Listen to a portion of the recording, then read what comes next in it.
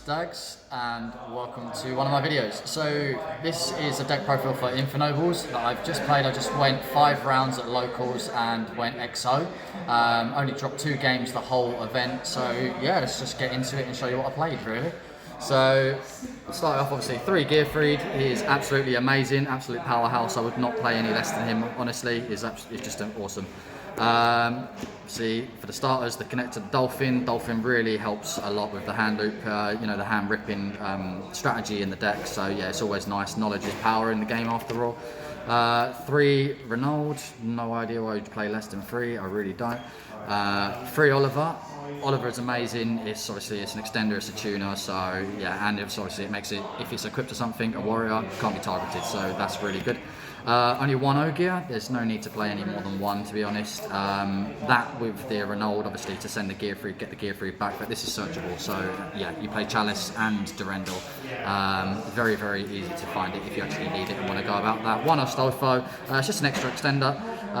It's banished to come back in a standby phase, a second standby phase. It doesn't really come up often, but yeah, it's nice to have. It's normally side out, to be honest. 3 Firefinite Lady. Even just seeing 2 of these is fine. You know, it's still full combo. Yeah, I'd stand by this, to be honest. It's probably the correct ratio, at least I think so for myself. I only play 2 Red Layer. The reason why, I never want to see more than 1 in my hand.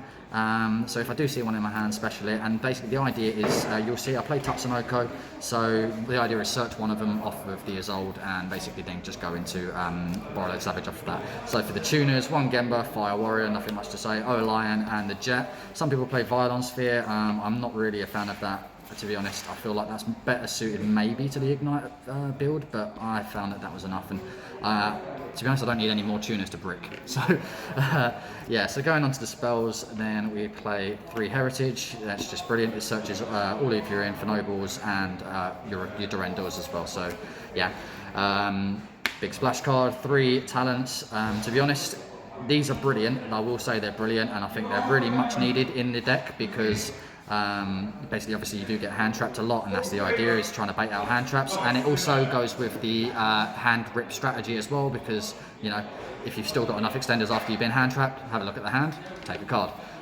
Yeah, 3 ban cards in 1. What more can you say? 3 Cold by the Grave. Not really as conventional in most decks that I've seen online. To be honest, I like it because, again, you're trying to bait out as many hand traps. If you can play through the hand traps, and when decks are playing up to, you know, between 12, 15, etc. hand traps in the format, I feel like it's just quite necessary. As well as that, it's a good utility card if you don't need it, you know. Going on, we've got the equips. We've got the 3 Durendal, absolutely perfect, like, you know, searches and all that sort of stuff. Yeah, it's brilliant. And then the other equips is Divine Sword, busted. Smoke, as you know where that comes from. Living Fossil, because it's just the other equip that's better, to be honest. I wouldn't maybe play 1 more equip just in case, because if you brick a couple, then you're not necessarily able to get Oliver out if you have got the O-line in hand, if you know that combo, if you've seen it on Pack's channel. And then we've got a couple of one-offs. We've got Midbreaker. I always seem to open this. This is absolutely a busted card. There's a reason it's at 1. If you draw it, you're normally going to get your combo off. Yeah, and if you're very lucky, really good at the game like me, then you'll always draw it in your opening hand. I'm not that good. And then Rotar, obviously, generic warrior searcher, and then to round it all off, 3 Imperm. Just a generically great card. It helped me win games today, you know, imperning the Alistairs and things like that. So yeah, that's the main deck. So going on to the extra deck, we've got the Link Cross, no explanation needed. 2 Isolde, obviously you might need a second one. We've got the Hauk, so yeah, War Needle, busted as you know. Auroradon, continuing on the plays. Access Code, again, not seeing this in all the builds or anything that's been online, but I just think it's too much of a busted card to not play.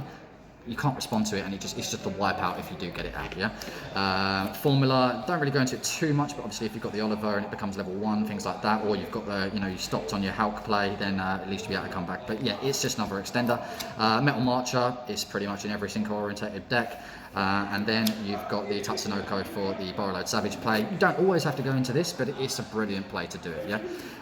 You've got the 1 Herald, because obviously you go into that with the Synchro combo as well. And then you've got the Synchro 5, which is Roland.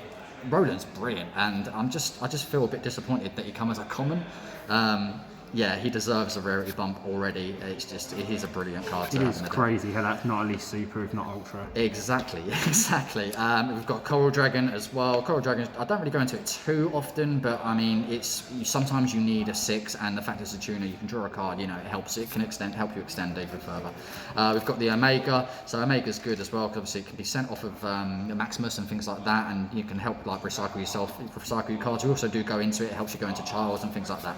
Another Synchro 8, which is Barlow Savage, not much we need to say about it. Absolutely busted. Great thing that it's getting a reprint, so a lot more people can get access to it. So yeah, it's just amazing. And then finally the MVP. Well, I wouldn't say he's the MVP, but he is the big daddy of the deck, and yeah, he is absolutely amazing. Yeah, he's the one that obviously helps you enable with your smoke combo, helps make himself untargetable or undestroyable by card effects, things like that, you know, by getting Oliver Rogue. Yeah, so absolutely busted. Side deck. So side deck, I played 2 Gamma-Seal. I mean, Kaijus, there's a Kaiju for that. A lot of problem monsters and things like that. So yeah, it helps, it outs things, you know, and it just gets out the problem monsters, negates and things like that without having to bait stuff or anything like that and waste, you know, neg cards. And then we've got triple Nibiru. This is obviously for all sort of combo-based decks. It's an absolute blowout on most of them. How did it work out today? Because we were discussing the other day about the effectiveness of Nibiru in this format. Yeah, we were. So most decks at the moment are bringing out like a Nibiru. They're playing around the Nibiru by bringing out a negate before the 5 summons. But I feel like a lot of decks are also slipping away from that as well. For example, they're just sort of ignoring the fact that Nibiru exists. Sometimes, it just catches them out. But I think, to be honest, today it performed really well. It took out heroes, it took out an Emancipator itself, and things like that. So even Gem Raiders, actually, it took out Gem Raiders. So I quite liked it. Not sure about it going forward. It depends really where the decks are going, and how many of them are going to be pushing out them negates before the 5 summons going forward. Continuing on, Cyclones. That's for any sort of Eldritch sort of matchups or any back row heavy variants. If I had Lightning Storms, I probably would have played them, but obviously Lightning Storms don't actually banish if you do go up against Eldritch. Didn't go up against any today, but you know, it's just for future things, potentially. 3 Dark Ruler, absolutely brilliant against combo, you know, things like that. It stops a lot of things, you know, stops Mechaba as well when invoked and things like that. It just helps you break boards. Obviously you could break boards, set up, you're all good. 1 Mind Control, not too bad. It's just a negate beta, to be honest, and if you do get it off, then give me your monster, it's gone, etc. I didn't really side it in or anything, but I mean, in testing online and things like that, it's been pretty good. But yeah, probably wouldn't play it going forward. Maybe reboot or something like that. And then the last, which is 3 Evenly Match, because it's just an absolute blowout card. Not much more to say. Evenly is brilliant. I only actually ended up, well, not even got it off. I actually only saw it once today, and then even then it got negated. But regardless, it's still a brilliant card. It's a blowout card. Obviously, if you can get them, have them. So yeah, that's pretty much the deck, guys. Obviously, my matchups in the end were Invoke Dogmatica, Heroes, Advanced Emancipator, Generators, and Altergeist. So we went 2-0 against the first 3 rounds, and then 2-1 in the last 2 rounds. But the deck performed really well. A little bit of it helps with the opponent's bricking and things like that, and not having necessarily the best hand. But the hand loop strategy, being able to see, like me, like you, yeah. But the hand loop strategy is absolutely brilliant. Connector, obviously, just seeing your opponent's hand, knowledge is power in this game, and I can't complain. Changes going forward. Looking at it, I'm not really sure. Potentially the cool Butter Graves of the talents and things like that. The ratios around. But overall, I was quite happy with how it performed today. But again, this is a small scale event. It's not enough data to be able to solidify the best variant of the deck. I think that's open to interpretation still. And further to that, obviously, everyone's locals and areas, their meta in their area is different. But yeah, that's it pretty much, guys. That's my Infernoble deck. First place, XO after 5 rounds. So yeah, if you like it, please leave a like. Subscribe to the channel as well for more. And also you can catch me on Twitch, which is twitch.tv/Dags. So thank you very much, guys. See you next time.